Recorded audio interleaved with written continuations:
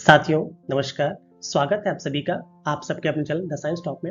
आज हम the science top में अपनी पॉलिटी सीरीज में एक नया वीडियो को स्टार्ट करेंगे जिसमें हम जो भी अनुच्छेद पूछे जाते हैं एग्जामिनेशंस में, वो इवन यूपी पीसीएस का एग्जामिनेशन हो, बीपीएससी का एग्जामिनेशन हो, एमपी पीसीएस का एग्जामिनेशन हो या राजस्थान पीसीएस का एग्जामिनेशन हो, या जो भी आपके एग्जाम्स हैं जहाँ पे पॉलिटी पूछी जाती है, अगर वहाँ अनुच्छेद से क्वेश्चन आएगा तो मुझे 100% विश्वास है कि यहीं से आएगा। ठीक है, चलिए अपने वीडियो को स्टार्ट करते हैं। अगर आपको मेरी आवाज़ धीमी लगेगी तो प्लीज़ वीडियो को फास्ट फॉरवर्ड करके देखिए, बट इस वीडियो को कंप्लीट देखिए और पूरा मिलाइएगा कि सर कौन सा क्वेश्चन इस वीडियो से नहीं मिला, कमेंट बॉक्स में जरूर लिखिएगा। ठीक है, चलिए स्टार्ट करते हैं। देखिए, हम थोड़ा थोड़ा डिस्कस भी करेंगे और बहुत ज़्यादा डिटेल में भी नहीं जाएंगे क्योंकि मुझे जल्दी इसको खत्म भी करना है। देखिए, जो भाग एक है, भाग एक में अनुच्छेद 1 से 4 तक चलते हैं। उसमें संघ एवं राज्य क्षेत्र के बारे में बात की गई है। आपको पता होगा कि भारत में क्या है, 28 राज्य है और क्या है, 8 केंद्र शासित प्रदेश है। तो उनके बारे में जो बनता है वो आपका भाग एक में संघ एवं राज्य क्षेत्र की बात करते हैं। इसमें अनुच्छेद 1 में बोलता है कि भारत राज्यों का संघ, आपको पता ही है 28 राज्य और 8 केंद्र शासित प्रदेश है। जो अनुच्छेद 2 है, इसमें नए राज्यों का जो प्रवेश, जो नए राज्यों को अपने में मिला सकते हैं या उनकी जो स्थापना कर सकते हैं, अनुच्छेद 2 में है। किसी राज्य की सीमाओं को बढ़ाने का या घटाने का या उसके क्षेत्रों में परिवर्तित करने का जो प्रावधान है वो आपका अनुच्छेद 2 में है। अब बात करते हैं भाग 2 की। भाग 2 स्टार्ट होता है आर्टिकल 5 to 11, 5 से 11 के बीच में स्टार्ट होता है, जिसमें नागरिकता से संबंधित जो भी प्रावधान है दिए गए हैं। ठीक है, भाग 1 में क्या है, संघ और राज्य क्षेत्र, भाग 2 में क्या है, नागरिकता। नेक्स्ट हम आते हैं अपने भाग 3 में। तो भाग 3 में आपका बहुत इंपॉर्टेंट मौलिक अधिकार है। ये कहाँ से कहाँ तक स्टार्ट होता है, तो 12 से 35 के बीच में स्टार्ट होता है। इसमें जो इंपॉर्टेंट है हम इनको डिस्कस करेंगे। जो आपका 6 प्रकार के अधिकार दिए गए हैं इसमें। ठीक है, जिसमें पहले हमारा समता का अधिकार आता है जो कि आपका आर्टिकल 14 से 18 के बीच में आता है। स्वतंत्रता का अधिकार आता है वो आपका 19 से 22 के बीच में आता है। शोषण के विरुद्ध अधिकार आता है वो आपका 23 से 24 के बीच में आता है। धार्मिक स्वतंत्रता का अधिकार है वो आपका 25 से 28 के बीच में आता है। संस्कृति एवं शिक्षा संबंधी जो अधिकार है वो आपका 29-30 में आता है। और सबसे इंपॉर्टेंट जो संवैधानिक उपचारों का अधिकार है, ठीक है, ये आपका अनुच्छेद 32 में आता है। ठीक है, और डॉक्टर भीमराव अम्बेडकर साहब ने इसके बारे में क्या कहा था, आप पक्का इसको आर्टिकल में बताएंगे। इन्होंने कहा था ये संविधान की आत्मा है। ठीक है, आर्टिकल 32 को उन्होंने क्या कहा था, ये संविधान की आत्मा है। ठीक है, इसमें और डिटेल में मौलिक अधिकारों का जो वीडियो वहां पे आप देख सकते हैं। ठीक है, चलिए आगे बढ़ते हैं हम अगले अपने क्वेश्चन की तरफ। देखिए, आइए साथियों देखते हैं अगला हम भाग 4 के बारे में। भाग 4 में आपका आर्टिकल 36 से 51 के बीच में है। इसमें राज्य के नीति निषेध तत्वों के बारे में बात की गई है। इसमें राज्य कानून बना सकता है।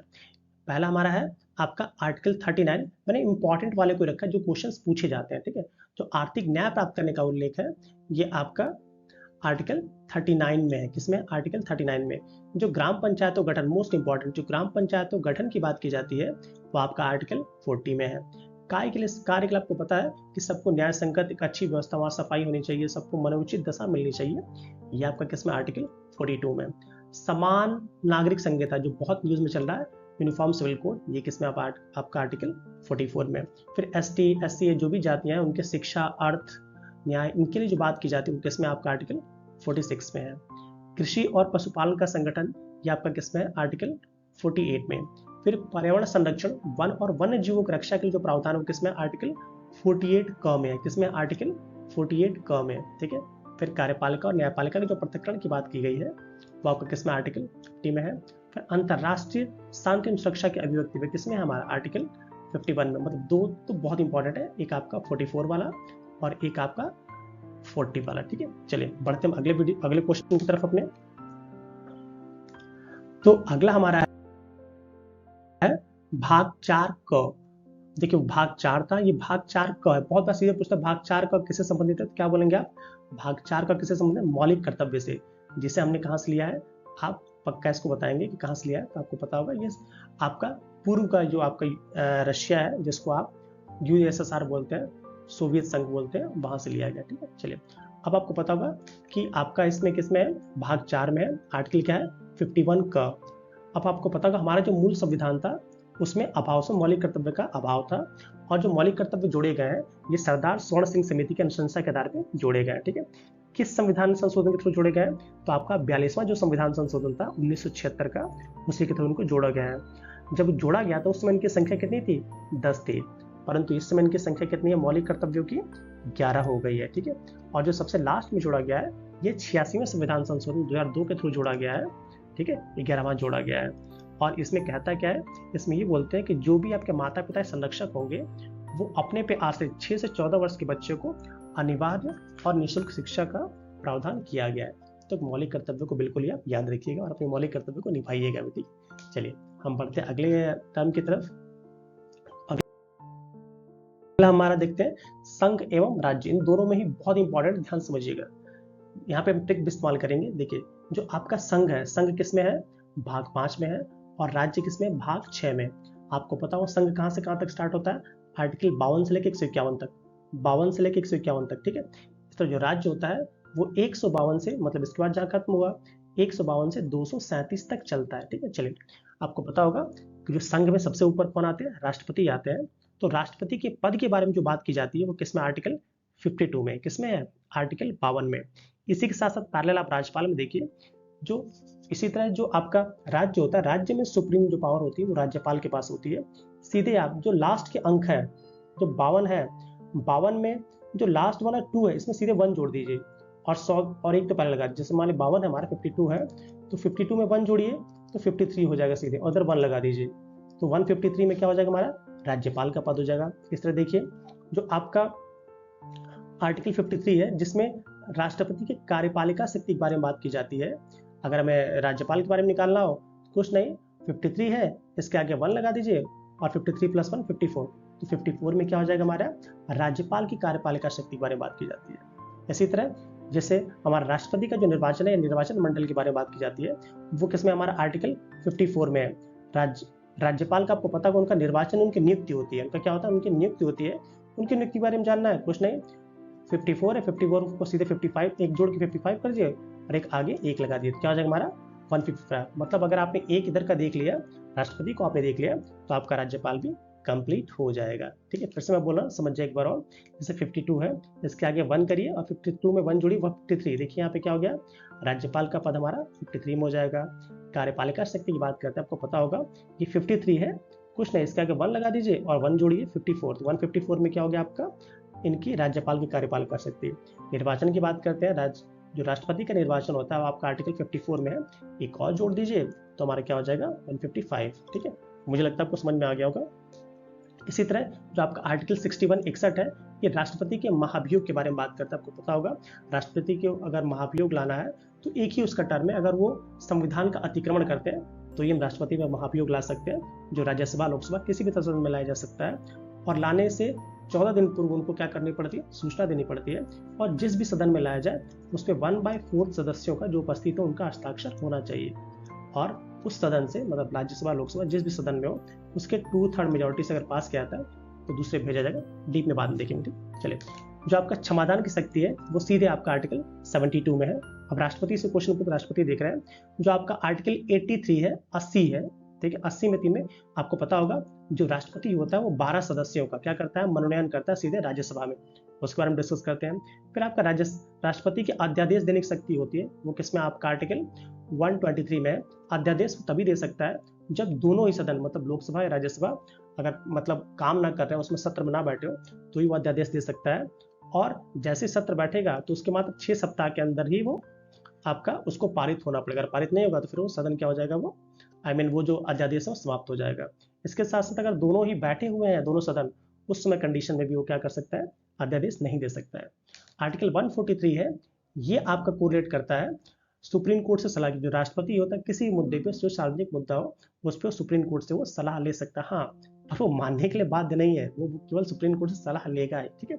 इसलिए उपराष्ट्रपति में 2 ही इंपॉर्टेंट है। अब उपराष्ट्रपति का पद है वो आपका 63 में। देखिए फिर से इसमें यहाँ पे 11 जोड़ दीजिएगा, 52 है, 11 जोड़ेंगे सीधे 63 में, ठीक है। यहाँ से कोरिलेट करते आइए, 11 जोड़ दीजिए, ठीक है।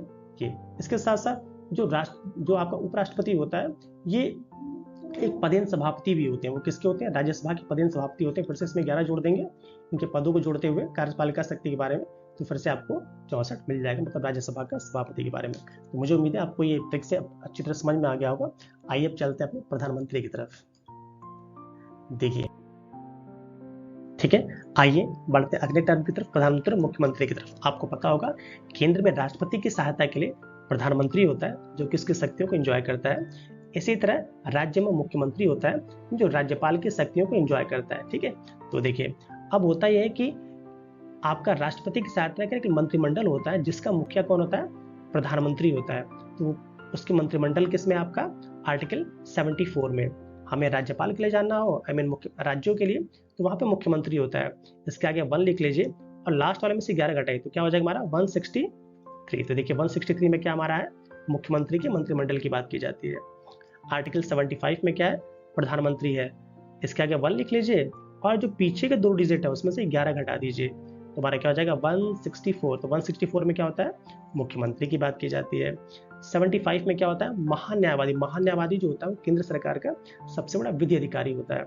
कुछ मत कर, इसका अगर 1 लिख लीजिए और लास्ट वाले में से 11 हटाइए क्या हो जाएगा हमारा 165।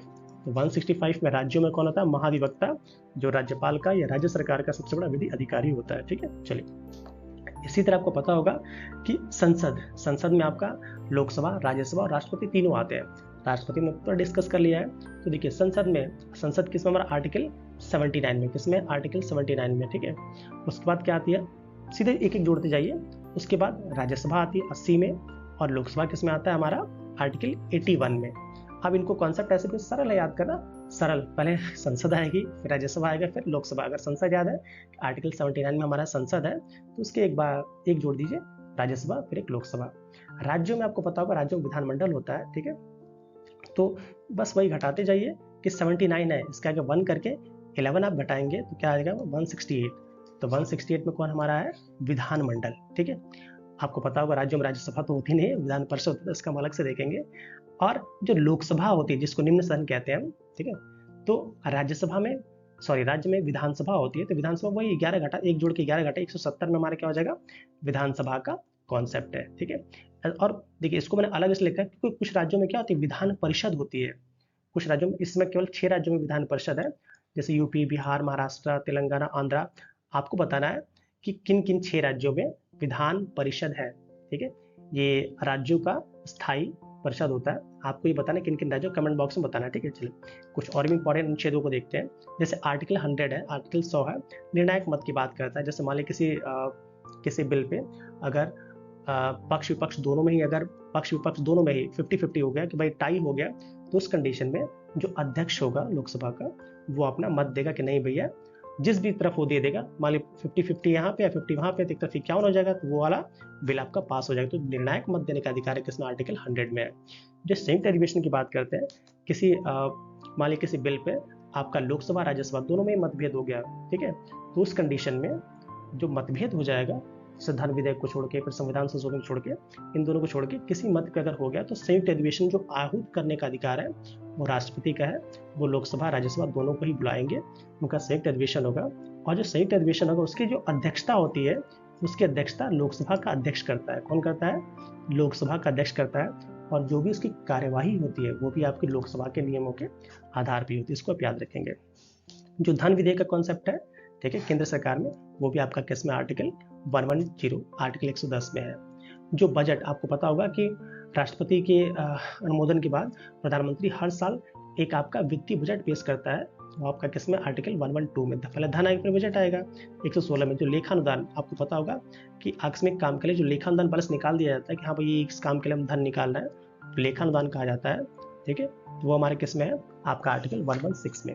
उम्मीद है इस टेक्स्ट से सारे आपको समझ में आ गए होंगे। ठीक है, चलिए बढ़ते हम अगले अपने टर्म की तरफ। चलिए साथियों, अब बढ़ते हैं अगले टर्म की तरफ। तो उसमें आता है हमारा सुप्रीम कोर्ट और हाई कोर्ट। आपको पता होगा जो सुप्रीम कोर्ट है वो आपका किसमें, आर्टिकल 124 में, इसमें सुप्रीम कोर्ट के गठन की बात की जाती है। आर्टिकल 131 131 में क्या करते हैं, सुप्रीम कोर्ट के अधिकारों की बात करते हैं। आपको पता होगा सुप्रीम कोर्ट दिल्ली में है। हाँ, अगर ये पूछता है सुप्रीम कोर्ट में कितने जजेस हैं इस समय टिल टुडे, 2023 की बात कर रहा हूँ, तो आप बोलेंगे 33+1 मतलब 33 न्यायाधीश है और एक क्या, मुख्य न्यायाधीश है। मतलब इसमें कितने हैं आपके टोटली न्यायाधीश हैं सुप्रीम कोर्ट में, 34 न्यायाधीश हैं। ठीक है, कैग का आपको पता क्या बोलते हैं, नियंत्रक एवं महालेखा परीक्षक, जो कि हमारे धन का क्या होता है, मतलब जो भारत सरकार का जो धन है उसका ये संरक्षक होता है, कैग है। ठीक है, ये किसमें, हम आर्टिकल 148 में कैग, नियंत्रक एवं महालेखा परीक्षक। इस तरह राज्यों में आपकी हाईकोर्ट होती है। हाईकोर्ट किसमें, 214 में है और इसका गठन किसमें, आपका 216 में है। केंद्र राज्य संबंधों से क्वेश्चन बनते हैं, इसको हम देख लेते हैं कि आर्टिकल 249 जो आर्टिकल 249 है, इसमें राज्य सूची के विषय पर, जैसे मान लीजिए बहुत इंपॉर्टेंट हो, राज्य सूची के विषय पर राज्यसभा लोकसभा को अधिकार देती है कि आप एक कोई कानून बना सकते हैं। ये बहुत इंपॉर्टेंट है। इसी तरह जब आपातकाल लागू हो तो उस समय जो राज्यसभा होती है वो राज्य सूची किसी विषय पर कानून बना सकती है, इसके बारे में भी उसको अधिकार प्राप्त है। जो आपका आर्टिकल 262 है 262, इसमें राज्यों के बीच में जो अंतर राज्य जो नदियां होती हैं उनके बीच में जल विवाद होता है, उसके लिए किसमें आपका आर्टिकल 262 में। आर्टिकल 263 जो अंतर्राज्यीय परिषद की, ताकि समन्वय हो सके केंद्र राज्यों के बीच में, तो एक अंतर्राज्यीय परिषद की जो व्याख्या की गई है या एक गठन के पहले प्रावधान दिया गया वो आर्टिकल 263 में है। भारत की जो संचित निधि है इसके बारे में किसमें आपका आर्टिकल 266 में। नेक्स्ट हमारा है आर्टिकल 312। आर्टिकल 312 में जो अखिल भारतीय सेवाओं की अनुशंसा है वो केवल राज्यसभा कर सकती है। कौन कर सकता है? राज्यसभा में जो अखिल भारतीय सेवा हो उसके बारे में डिस्कस करता है कौन? राज्यसभा को केवल अधिकार है। इसी तरह जो आप आर्टिकल 315 है, इसमें संघ एवं राज्यों के लिए क्या है आपका लोक सेवा आयोग। जैसे संघ के लिए क्या होती है? यूपीएससी होती है, तो राज्यों के लिए से यूपीपीसीएस, बीपीएससी, तो इनके गठन का प्रावधान है। ठीक है, चलिए आगे बढ़ते हैं हम। तो बहुत इंपॉर्टेंट नेक्स्ट आता है निर्वाचन आयोग। आपको पता होगा जो आर्टिकल 314 है इसमें क्या करते हैं हम? निर्वाचन आयोग के गठन की बात करते हैं। राजभाषा है वो आपका आर्टिकल 343 में है। इसमें ये बोला गया कि संघ की जो राजभाषा है वो हिंदी होगी। इसके बारे में राजभाषा है, राष्ट्रभाषा नहीं, याद रखिएगा। ठीक है, इस तरह आपातकाल की बात करते हैं तो आपको पता होगा भारत में 3 प्रकार के आपातकाल होते हैं। ठीक है, वो देख लेगा, राष्ट्रीय आपातकाल, राष्ट्रपति शासन और वित्तीय आपातकाल। ठीक है, तो कुछ मत करिए, एक बस राष्ट्रीय आपातकाल याद रखिए और सब में 4 जोड़ते जाइए। ठीक है, देखिए 356 में राष्ट्रपति शासन और फिर आपका 360 में क्या हो जाएगा? वित्तीय आपातकाल। और लास्ट में हमारा है संविधान संशोधन। आपको पता होगा जो 368 है इसमें क्या करते हैं? संविधान संशोधन की बात करते हैं। बहुत इंपॉर्टेंट है ये भी। ठीक है, आप कमेंट में ये बताइए किस भाग में, कमेंट में मुझे बताना है। ठीक है, चलिए हम बढ़ते हैं अपने अगले के लिए। इसमें जो भी सबसे इंपॉर्टेंट जहां से क्वेश्चन बनते हैं इनके अलावा उनको मैं डिस्कस किया है।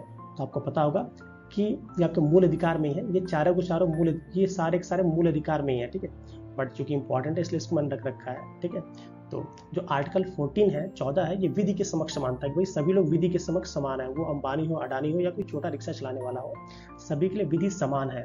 ठीक है, तो विधि के समक्ष समानता किसमें? आर्टिकल 14 में है। आर्टिकल 15 में आता है धर्म, मूल वंश, जाति, स्थान के बारे में आप नहीं कर सकते, आप मतभेद नहीं कर सकते हैं। यह आपका किसमें? आपका आर्टिकल 15 में है। आर्टिकल 17 में क्या होता है? अस्पृश्यता का अंत, मतलब छुआछूत कि भैया तुम बड़े हो हम छोटे हैं, तुम्हारी जाति के आधार पे जो या वर्ण के आधार पे जो अस्पृश्यता होती है उसका अंत कहाँ गया? आर्टिकल 17 में। वाक स्वतंत्रता, मतलब जो बोलने की स्वतंत्रता है, भाई अब ये नहीं कुछ भी आप बोले, वाक स्वतंत्रता जो है वहाँ किस में आता है? आर्टिकल 19 में। हमारी जो प्रेस की स्वतंत्रता है वो भी आपका आर्टिकल 19 में ही आ जाती है। इसके साथ साथ बहुत इंपॉर्टेंट आर्टिकल 21 का, ये 6 से 14 वर्ष के बच्चों के लिए निःशुल्क और अनिवार्य शिक्षा। आपने देखा होगा कि ये हमारा मूल कर्तव्यों में भी जोड़ा गया है। ठीक है, आर्टिकल 51 का है, वहाँ पे भी जोड़ा गया है 11वें वाले में। ठीक है, वहाँ पे भी, यहाँ पे भी है।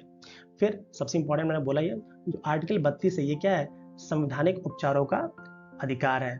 और हमारे बाबा साहब भीमराव अम्बेडकर जी ने इसको क्या है कि ये संविधान की आत्मा है, इसको भी आप याद रखेंगे। नेक्स्ट हम आते हैं आर्टिकल 39 का, ये समान न्याय और निःशुल्क विधिक सहायता। भाई आप गरीब आदमी कैसे वो गरीब, जैसे आपने बोलते विधि की समक्ष समानता है, बट गरीब आदमी कहाँ से एक वकील को हायर करेगा? तो ये काम हमारा जो राज्य है वो ये करता है कि भैया हम सभी के लिए निःशुल्क विधिक सहायता का भी प्रावधान रखेंगे। इसके साथ जो आर्टिकल 330 है, इसमें जो भी भारत लोकसभा में जो शेड्यूल कास्ट है, शेड्यूल ट्राइब्स है, इनके लिए आरक्षण का प्रावधान है। आपको कमेंट में ये बताना है कि लोकसभा में शेड्यूल कास्ट और शेड्यूल ट्राइब के लिए कितनी कितनी सीटों को आरक्षित किया गया है। आर्टिकल 332 में राज्यों की जो विधानसभा है, लोकसभा हो गई, राज्यों में विधानसभा, उसमें जो ST SC की बात की जाती है प्रावधान की, उनके लिए जो आरक्षण है उसके बारे में बात की जाती है। कुछ मत करिए भाई, देखिए 330 याद रखिए, लोकसभा में क्या ST SC दोनों के लिए प्रावधान है। ठीक है, तो इसमें से दोनों के लिए ना 2 जोड़ दिए 332, तो क्या हो जाएगा? राज्यों में जो विधानसभाएं हैं उनमें जो ST SC के लिए प्रावधान है आरक्षण का, वो आपका इसमें आ जाएगा। 338 में क्या है? जो अनुसूचित जाति आयोग। ठीक है, अनुसूचित जाति आयोग है। और 338 क में क्या है?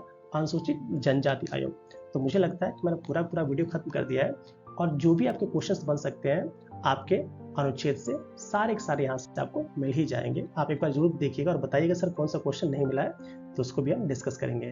ठीक है, चलिए आज के लिए इतना है, मिलते हैं अगले वीडियो में। Till then keep learning, keep smiling, और हमारे इस तरह साथ और प्यार बढ़ाते रहिए ताकि हम भी ग्रो करें, आप भी ग्रो करें।